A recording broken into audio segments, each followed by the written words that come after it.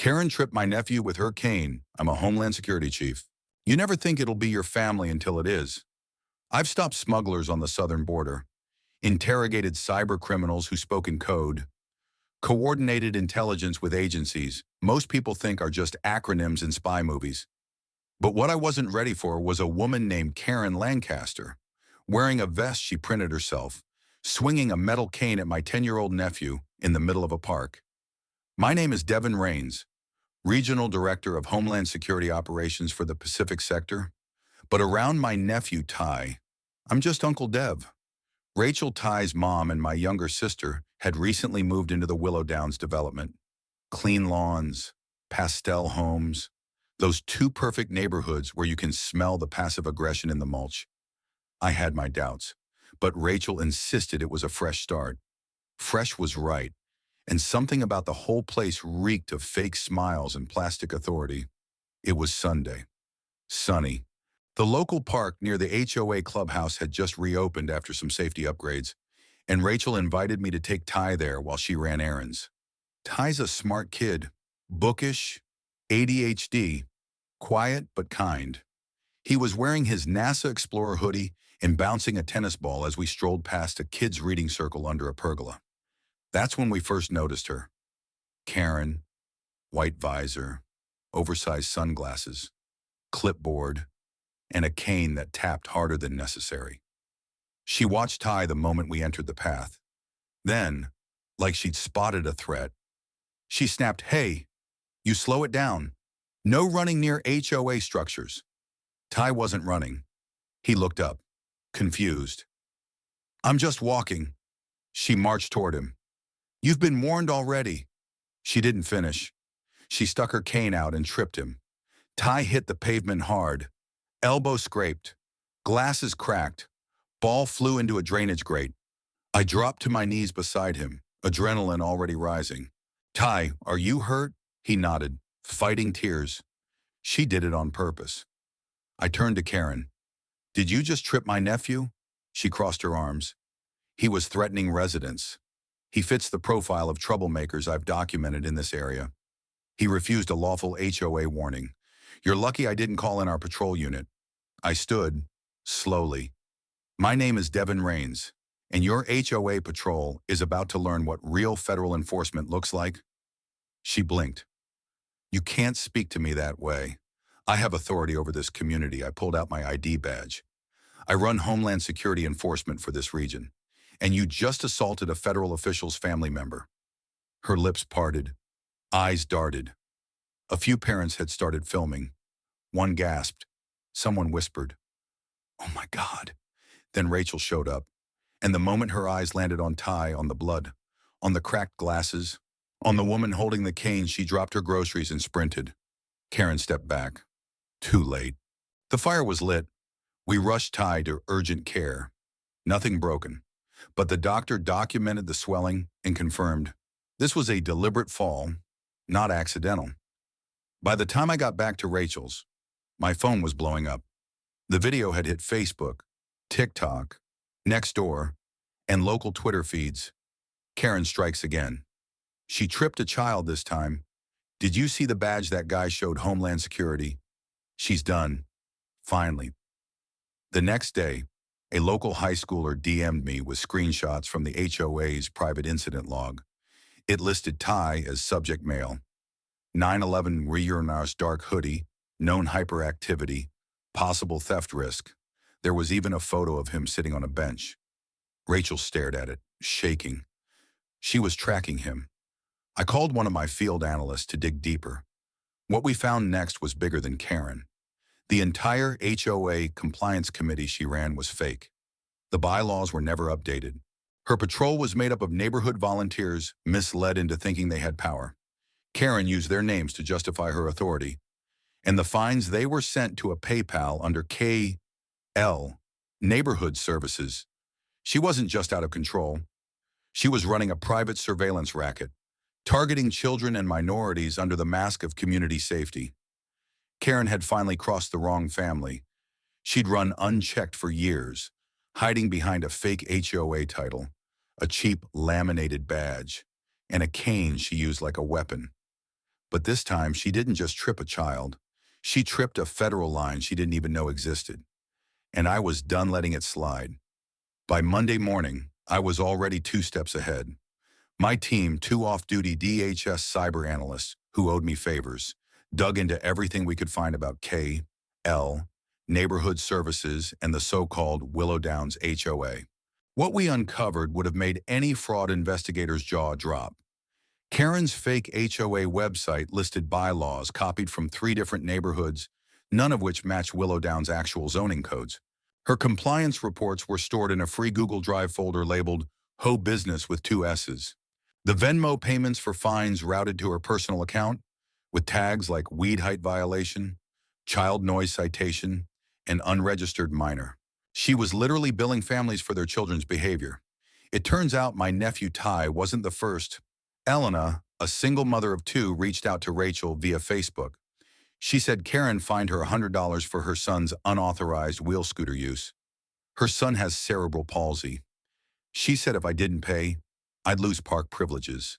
Elena told us, trembling. She took pictures of my house, told the neighbors my son was a hazard. Another man, Curtis, a black father of twins, told us Karen reported him 3 times for unpermitted loitering. He was standing in front of his own driveway. She used the words prowling in her complaint. He said, holding up an official-looking letter. But this came from the HOA. At least I thought it did. I scanned it. Same fake seal, same made-up title, HOA Safety Coordination Division. Same scare tactics. Karen had been manufacturing fear and calling it order. And no one had pushed back because she wrapped it in enough legal-sounding tape to confuse people into submission. Until now. On Tuesday, she made her move. I received a certified letter addressed to me at Rachel's home. It read, Mr. Rains, per Willow Downs Security Code 5.7b. Your recent conduct and display of unregistered government identification is deemed a threat to HOA sovereignty. As such, your access to HOA-owned grounds is hereby revoked pending compliance training. Signed, Karen Lancaster, HOA Safety Chairwoman, P. Thunder S. Military titles do not override community law. It would have been laughable if it weren't for the fact that she sent the same letter to Ty's school principal. She'd labeled my 10-year-old nephew as a repeat violator with aggression indicators. When I confronted the principal, she said it was the 3rd time Karen had done this to children of color in the neighborhood. That's when I knew this wasn't just ego. This was targeted harassment. That night, Rachel, Elena, Curtis, and I hosted a backyard gathering. We weren't the only ones ready to speak. Over 25 families came, some holding photos, some carrying paper citations, some just tired of hiding. One woman, Farah, said Karen accused her daughter of excessive cultural noise during Eid. Another man, Tom, said his autistic son was banned from a HOA story time for being disruptive. We passed around a folder and asked one simple question: has Karen Lancaster ever harassed, fined, photographed, threatened, or falsely cited your family? 21 people wrote yes. We collected screenshots of texts, copies of fines, a fake child behavior adjustment form Karen handed out at a community pool, video of her yelling at a 13-year-old for wearing a hoodie at dusk. Then Rachel stood up and said, if she's not going to stop, then we don't stay silent. We go public, and we did. The next day, I posted everything: the videos, the fines, the footage of Ty crying with a bruised elbow, a screenshot of her fake letter to the school, my ID badge, 2 just to confirm who she had picked a fight with. She tripped my 10-year-old nephew with a cane, then she tried to ban him from the park. Then she tried to intimidate us with fake laws. I don't care if she calls herself an HOA queen, because this Homeland Security chief just declared this neighborhood officially out of her jurisdiction. We used the hashtag CaneGate by midnight. It was trending. Local news picked it up. Then national. The New York Times ran an op-ed, when fake authority becomes real danger. Public outrage exploded. The county district attorney announced a fraud investigation into Karen Lancaster and her so-called HOA. The IRS flagged her safety fund as a non-registered entity. And the Department of Education began auditing every school principal who had received compliance notices from her fake enforcement office. By Thursday, a class action suit was forming, and Karen, she called a press conference, wearing her pink HOA vest. On the very sidewalk where she tripped Ty, she doubled down again. I don't regret protecting our children. We need rules. The military does it. Why can't I? Then someone shouted, but you tripped a kid. She snapped. I guided him back into line. The press swarmed. A parent threw a yellow ribbon at her feet. Karen stormed off. Her cane, for the first time, was dragging behind her, not striking forward. If Karen Lancaster thought public outrage would die down, she underestimated just how deep her trail of damage went and how many people she had crossed in her illusion of power. But what she really didn't expect was who would come knocking next. In the days after Russia Canegate went viral, dozens of additional victims came forward. The stories flooded in a Navy veteran fined $300 for flying a non-compliant American flag. A widowed school teacher who'd been publicly shamed for attracting rodents because of her front yard bird feeder. A mother whose biracial sons had been listed in a Karen-authored youth watch list shared within a closed Facebook HOA group. The list was titled Known Minors High Risk Unruly. Ty's name was on it. So was a 7-year-old who liked climbing trees. We collected over 70 sworn statements in under a week. Karen had built a private regime in the suburbs fueled by fear, reinforced by fake fines, and enforced through manipulated social pressure. And with my federal clearance, I was about to make sure she was held accountable. I met with my contact at the FBI's Public Corruption and Civil Rights Unit, Agent Nora Feldman, a no-nonsense investigator I'd worked with during a joint operation out of Quantico, scanned the first 20 pages of evidence and leaned back in her chair. She built a shadow enforcement agency, Nora said, shaking her head. This is organized impersonation, harassment, mail fraud, possibly even federal civil rights violations under color of law. Will you open a file? She tapped her pen. We already did. Turns out, Karen hadn't just faked authority, she'd tried to institutionalize it. Nora's team found an unsecured laptop in a shared public network where Karen had uploaded a spreadsheet called HOA Incident Archive, 2019-2024. It contained detailed behavioral records of over 120 children, complete with names, addresses, ages, and most damning behavioral scores like likely defiant, suspicious, idle loitering, and future gang risk. There were color codes based on hair, clothing style, and perceived family structure instability. Ty had a red flag next to his name. Disobedient to verbal correction, emotional aggression expected. Rachel broke down when I showed her. Karen had classified our children. It was eugenics in a spreadsheet, wrapped in HOA lingo. That's when I snapped. It was a Friday morning when the black Suburbans rolled through Willow Downs. Karen was halfway through her weekly neighborhood safety inspection when 3 FBI agents stepped out with federal warrants and calmly announced, Ms. Karen Lancaster, we're here to execute a federal search related to impersonation of law enforcement, misuse of surveillance data, and civil rights interference. Neighbors gathered. Phones came out. Karen tried to block the door. You have no right. This is private HOA jurisdiction. The lead agent raised a brow. Ma'am, you've impersonated multiple government offices, collected funds under false pretenses, and stored children's personal data in violation of COPPA and several state laws. Karen's cane dropped first, then her knees. Once the FBI's findings were made public, local media picked it up, fake HOA database, targeted minority children. Families FBI confirms federal violations.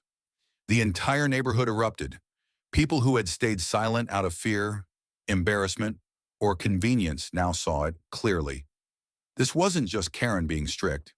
This was predatory control, hidden behind suburban civility. Curtis, the father of the twins, said it best at the emergency town meeting. We thought she was annoying. Turns out she was dangerous. Signs popped up across lawns overnight. Neighborhood police, state HOA authority. Our kids aren't criminals. A week later, Karen was formally charged impersonation of federal and local authority, wire fraud, harassment of minors, civil rights interference. Unauthorized collection of sensitive personal data. Stalking 3 counts. When she was let out in handcuffs, cameras flashed. A reporter asked, "Do you regret any of it?" Karen didn't blink. Someone had to control them. Look what happens when they get to run free. The crowd gasped. They rang louder than sirens. She'd said the quiet part out loud, and finally, everyone heard it. Given the public visibility of the case, I was asked to make an official statement as a Homeland Security Regional Chief. I chose to make it personal. I stood on the same sidewalk where Ty had been tripped. Karen Lancaster used fake authority to hurt real people. She targeted children, immigrants, people of color, people with disabilities. She used a cane like a weapon and a clipboard like a badge. But this is America, and no one is above the law. I held up Ty's broken glasses. He's 10.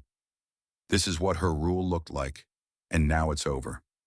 Karen Lancaster's fall wasn't just legal, it was moral, social, civic. The curtain didn't just drop, it ripped clean off. And when the dust settled, what lay beneath was something even more grotesque than we expected. A small woman who had convinced an entire neighborhood she was in charge, and a community that had let her. Karen's trial drew standing room only crowds. I sat beside Rachel and Ty in the front row of the gallery, my DHS credentials left at home. I was here as a citizen, a father figure, a man who wanted to look injustice in the face and not flinch. The prosecution opened with the evidence, the surveillance spreadsheet, 123 forged incident reports, over $83,000 in fraudulent HOA citations, and the forged letterhead of a fake Community Child Behavior Bureau Karen had created to sound official. But what stunned the room was the recorded audio recovered from her home PC. Karen's voice. "You think they'll question it? These people need to be told what to do. Most of them don't even speak English well. Kids today run wild. We're doing them a favor. We keep things clean." Gasps echoed. People wept. And then, victim after victim stood up to speak. Ty stood at the witness box. He had a new pair of glasses. He wore his favorite NASA hoodie again this time, with a DHS pin I gave him, because he asked for one that means protection. The courtroom was quiet when he said I didn't do anything wrong. I was just walking, and she tripped me. She said I looked like trouble. Then he looked straight at Karen. "I'm not trouble. I'm 10. Karen looked down. For the first time, she didn't speak. The judge didn't need long. Karen was sentenced to 4 years probation, 12 months of house arrest with electronic monitoring, restitution of 82,700 to 46 families, permanent restriction from holding any leadership, community enforcement, or neighborhood watch position, mandatory anti-bias and restorative justice coursework. It wasn't prison, but it was something that would stick with her longer. She lost the illusion of power, and the community that once feared her now pitied her. After the sentencing, we didn't just breathe easier. We built better. Rachel joined a new steering council called Neighborhood Voices, made up of diverse families from every block in Willow Downs. No bylaws, no fines, just action. Elena created a community support hotline. Curtis started a mentorship group for young boys of color, right at the community center Karen once ran her compliance seminars in. Ty helped design a new neighborhood playground map with disability-inclusive icons and quiet zones clearly marked. And me, I declined the mayor's offer to run a formal advisory board. Instead, I taught one workshop every month at local schools, how to spot fake authority and how to stand up when you're right. We didn't need a new HOA, we needed a new culture. The infamous HOA kiosk, the one Karen used to post her violator lists, was torn down and replaced with a new community message board. First message posted, "No more fear, no more fines, only neighbors." Ty wrote it himself. Karen's house sat quiet for months. A for sale sign went up, then back down. Rumors swirled about bankruptcy, lawsuits, family disownment, but we didn't gloat. Because this wasn't about revenge. This was about accountability. And accountability isn't loud. It's quiet, steady, permanent. In May, I got a call from the Department of Justice. They asked if I'd join a national working group on neighborhood-based civil rights violations. I said yes, but I made a condition. I don't want to write policies. I want to tell stories. I want to show them what happens when power is unchecked and how a 10-year-old boy helped remind us what justice is supposed to look like. You don't expect to walk into a neighborhood park and see your nephew's name on a bench, but that's what happened last Saturday. Beneath a shade tree, in the same place where Karen once held her fake safety inspections, a new bench sat gleaming in the spring light. On it, a bronze plaque read, "In honor of Ty Raines, because no child should fear their own street." Next to it, tied to the backrest, was a single yellow ribbon, a symbol that had started as a protest and grown into a movement. It's easy to say Karen's story is over, but the truth is, Karen was never the beginning or the end. She was a symptom of something deeper, a culture that lets power masquerade as protection, that confuses fear with order, and that stays silent when rules hurt the most vulnerable. But here's what changed. Willow Downs didn't just punish Karen, we replaced her, not with another figurehead, not with more rules, but with real connection. Every child now has a designated advocate in the community leadership circle. Every neighborhood watch meeting must include a mental health professional or child behavior expert. Every family receives a guide on how to challenge unlawful HOA behavior. And every public sign that once listed HOA rules now lists emergency services, civil rights protections, and a message that reads, "You belong, your child belongs. Fear has no home." Here, Ty's elbow scar has faded. The fear hasn't completely, but something else replaced it. Voice. He testified. He healed. He spoke at a school assembly last month and told 400 kids. When someone says you don't belong, that's not your problem. It's their fear talking. You belong wherever you are. Afterward, one boy asked him, "Are you famous now?" Ty just shrugged. "Kinda, but I'm mostly proud, and he should be. I keep my Homeland Security badge in a drawer now. Not because I'm not proud of it, but because I don't need to flash it anymore to remind people what authority should look like." The truth is, I didn't win this fight because I had a title. I won because I had community, because people spoke up, because parents linked arms, because a 10-year-old boy got tripped, and instead of hiding, he stood tall and helped others rise with him. If you're still reading, this isn't just a story anymore. This is your street, your school, your block, your silence or your stand. Somewhere right now, there's a Karen with a clipboard, writing up a mother for letting her son wear bright sneakers. Somewhere there's a fake HOA officer telling a family their accent is too loud, their kids are too messy, their skin doesn't fit the zip code. And somewhere, there's a child being made to feel like a threat for no reason at all. So I'll say what Ty taught me. Just because someone acts like they're in charge doesn't mean they are. Have you seen injustice in your neighborhood? Someone misusing rules, intimidating families, enforcing power that doesn't exist? Speak up, share your story, support those being silenced, because every child deserves to walk to the park without fear. Every parent deserves to raise their family without harassment, and every neighbor deserves to live without being watched, fined, or profiled. Karen's cane is gone, but our voice remains. Use it, because the power we all hold isn't on a badge. It's in what we refuse to let stand.